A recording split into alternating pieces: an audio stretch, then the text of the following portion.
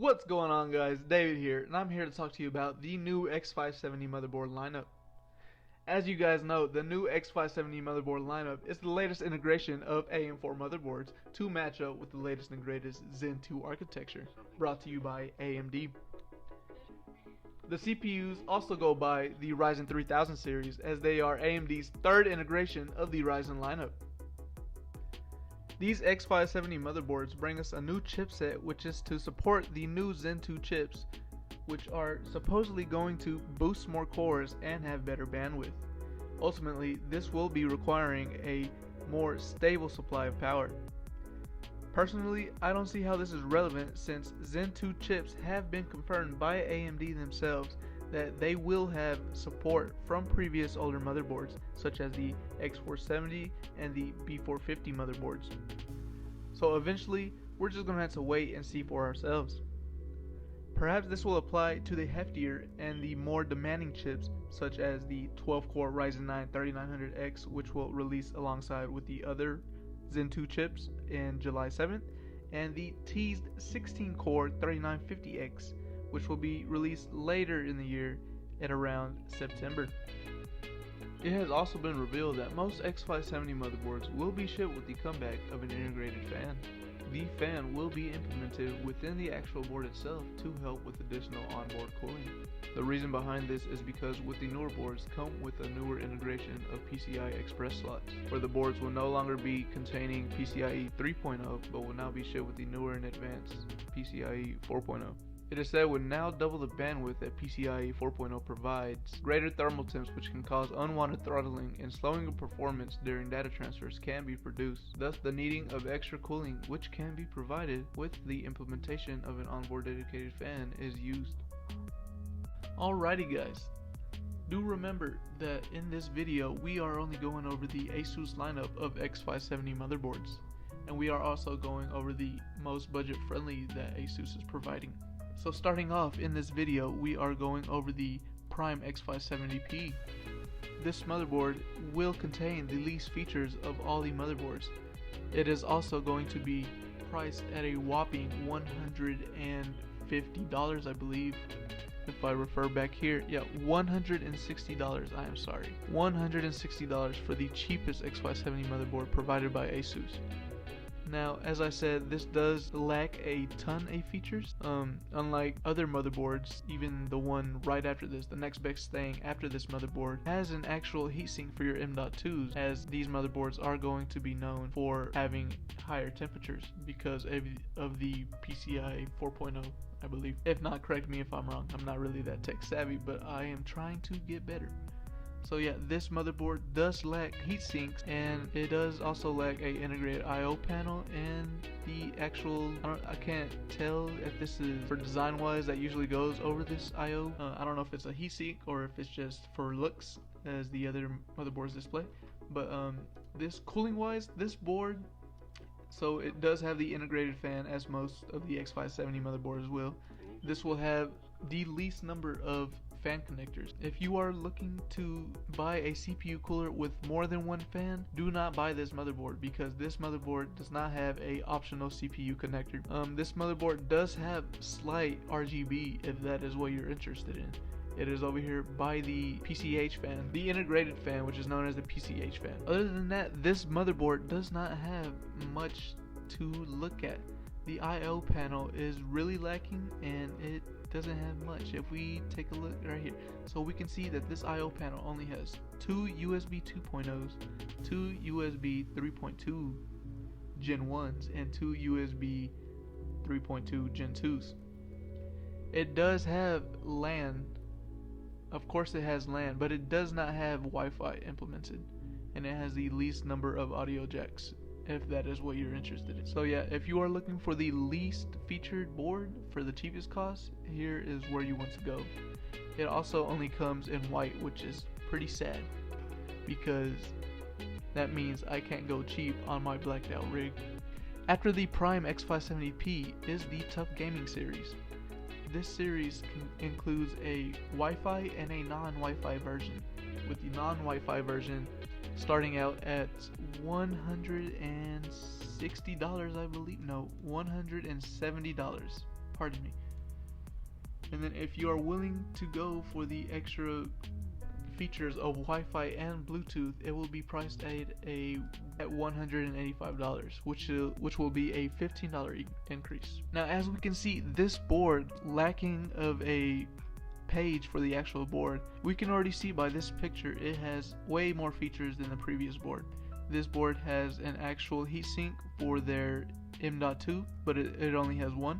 It also has it doesn't have an integrated I/O panel, but it does have more I/O features, and it does have a cover for the inside of the board. Again, I don't know if this is for heat-seeking capabilities or if this is just for show, but we can see that the actual heatsink right here, it is much larger than the other Prime X570P. This board will also have RGB right here, as we can see, and it will have an optional fan connector if you are looking to have a CPU cooler with more than one fan. Alrighty. Now if we go back, the next motherboard that we are looking at is the Prime X570 Pro. So I'm guessing this is the upgraded version of this Prime. Yep, I believe so.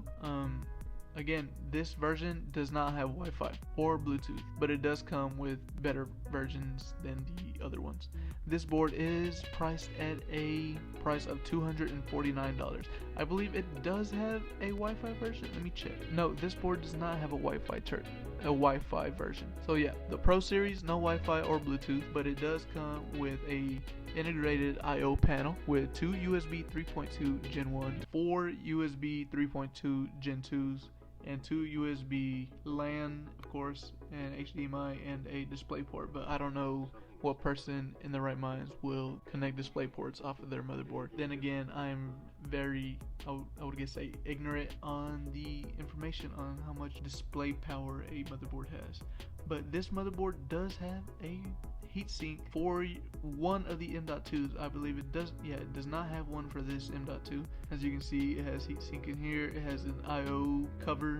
Again, I'm just gonna say I don't know if that has any heat dissipation capabilities, but this panel does have better internal features. This has way more, as you can see, way more fan connectors. It does have an optional fan connector for a 2-fan CPU cooler. I would say it does have, yes, they do have AIO connectors for water pumps and the AIO pump. Personally, I'm not very informed on water cooling systems, because although they are much nicer, I hear that air cooling is much more dependable and has better performance. This motherboard does have better RGB, what would you say, features, if that's what you're looking into.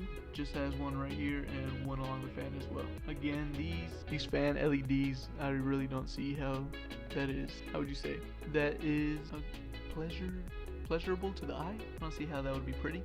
There we go. But yeah, this motherboard does have a lot more features, although lacking the Wi-Fi and Bluetooth, for the whopping $250 price point, I believe. Yep, right here, $250 for the X570. Yeah, the X470, which was $150. The X570 is now $100 more for the Pro of the X570. Alrighty, and then after this motherboard, we will have a huge step up. No, not really a huge step up. A $50 increase in price for the first implementation of the ROG Strix X570 lineup. Now, this one does have a E version and an F version. I believe the E version does contain Wi-Fi and Bluetooth, which will be an extra $30 at $330, which is proven right here, $329.99, and the regular one is $299.99. Now, although this board may look pretty and this may be the board that I go with, I am very disappointed in one of these features. So yes, this board does have RGB, a much nicer panel. It does have 2 heat sinks, one for each M.2 in the front. It does have an integrated I/O panel,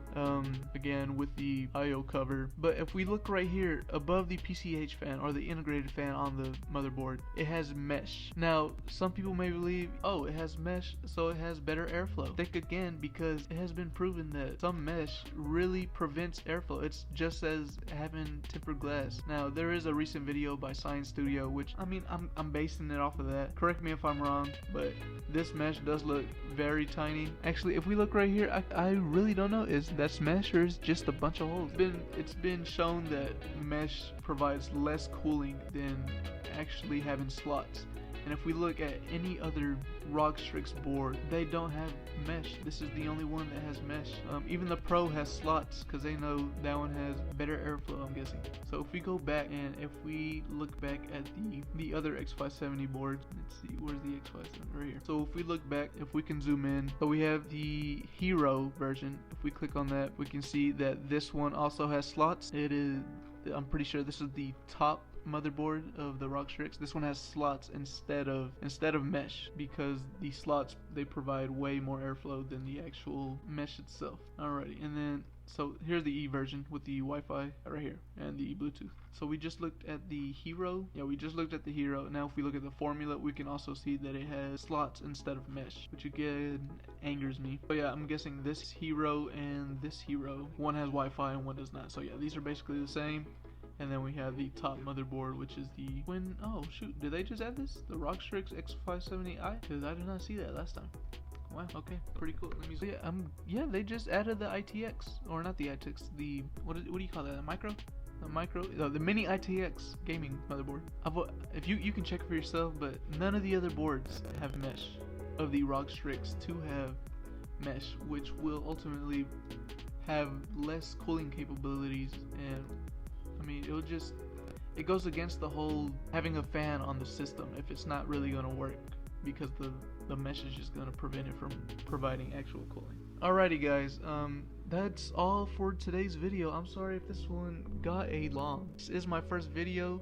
I may edit this a little bit out to make it a bit shorter, but if you could please hit that like and subscribe button and hit that notification bell as well.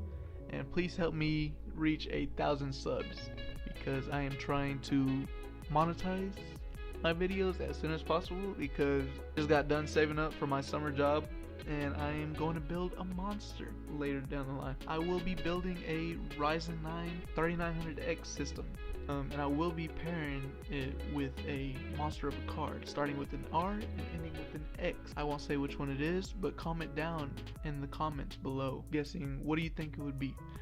I will tell you now, it is not a 2080 Ti, because I just don't have those funds, but it would be fun to see what you guys think. And if you guys have any other tips and what other videos that you have in mind that I should do, please comment below as well. I was thinking of having a setup, like, I forgot the YouTuber's name, but he has like a setup wars on his channel. I was thinking of doing that, and if this channel does like go up enough, I don't see why the other YouTubers don't provide prizes for their winners. Like, I could easily provide the winner of, say, 10 entries for a setup video, like a $25 Amazon gift card or a code. I could email it to you too, because that would be way easier. You just have to enter it onto your account.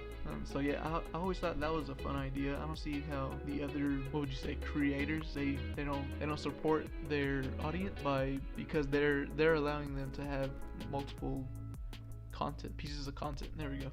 But yeah guys, thank you for everything, and I'll see you next time. Bye bye.